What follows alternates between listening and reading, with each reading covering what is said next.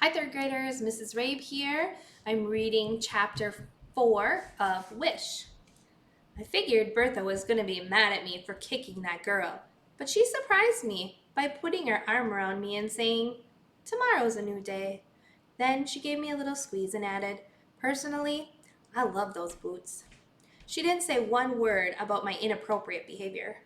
Mama would have hollered at me and reminded me for the umpteenth time that I was a troublemaker like Scrappy. After supper that day, we had blueberry pie for dessert, and I got to make my wish. If you cut off the pointed end of a slice of pie and save it for last, you can make a wish when you eat it. I learned that from my cousin Melvin, who swore it had worked for him when him and his brother had ran off and got married and left him with the bedroom all to himself. I knew Gus and Bertha were watching me cut off the pointed piece and push it to the edge of my plate, but they didn't say anything. Even Bertha had been kind of quiet during supper. Maybe she really was mad at me for kicking Audrey. Maybe she was thinking, "The apple don't fall far from the tree." Maybe that night in bed, she and Gus would whisper to each other how much I am like Scrappy, and in the world they had gotten themselves into when they agreed to let me stay with them. After I ate that little pointed piece of pie and made my wish, I went out front to watch Gus do some weeding in the vegetable garden. A fluffy black cat rubbed against my legs, purring up a storm. I wrote my name in the dirt with a stick and then scribbled it out. There wasn't one blade of grass in that yard, just dirt and rocks, with sprinklers of color here and there. Patches of wild flowers nestled around the clothesline post, the pink blooms of a dogwood tree over by the driveway, a neat row of daffodils lined up like soldiers along the edge of the chicken wire fence that surrounded the garden. Gus whistled why-he-hoed around the tiny tomato plants, stepping carefully between the pole beans and zucchini that were just beginning to poke through the warm spring dirt. On my very first day in Kobe, Bertha had said to Gus, "Let's take Charlie on a tour of the garden." So I had followed along behind them while they pointed out each little plant, telling me how the pole beans were going to climb up the twine and the zucchini would have giant yellow flowers. I had nodded and said, "Oh," because what else can you say about vegetables in a garden?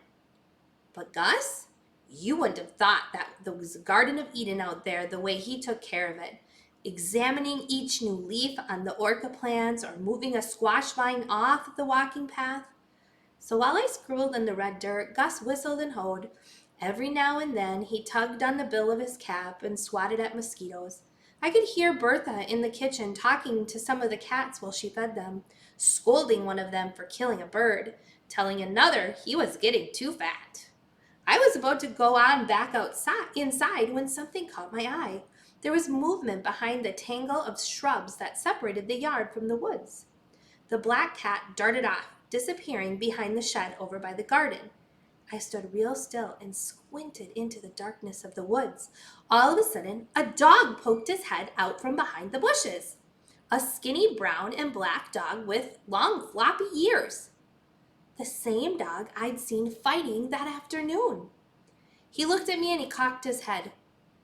I took one slow tiptoeing step towards him. He ducked his head behind a little, watching me. I took another step, and quick as lightning, he ran off into the woods. "Dang it," I said. "You say something?" Gus called from the garden. "There was a dog over there," I pointed to the bushes. "Brown and black? Floppy ears?" "Yeah," I said. "Did you see him?" "No, but I've seen him plenty of times before." "Who does he belong to?" Gus propped the hoe against the fence and sat in the lawn chair in the yard. "Just an old wild stray," he said. "Been hanging around here for months. Bertha keeps putting table scraps out for him. He don't mind eating her meatloaf, but he don't want nothing else to do with her." I looked towards the woods. "I bet I can catch him," I said. Gus took off his baseball cap and scratched his head. "That old mutt is mighty skittish." What do you think the word skittish means? I think it means scared of things that come close to him. If you can catch him, if If I can catch him, can I keep him? I think that dog would rather be a stray, he said, but I knew better. I knew what it felt like to be a stray, not having a home where somebody wanted you, and he was a fighter, like me. That dog and I had a lot in common. I was suddenly overwhelmed with love for that skinny dog.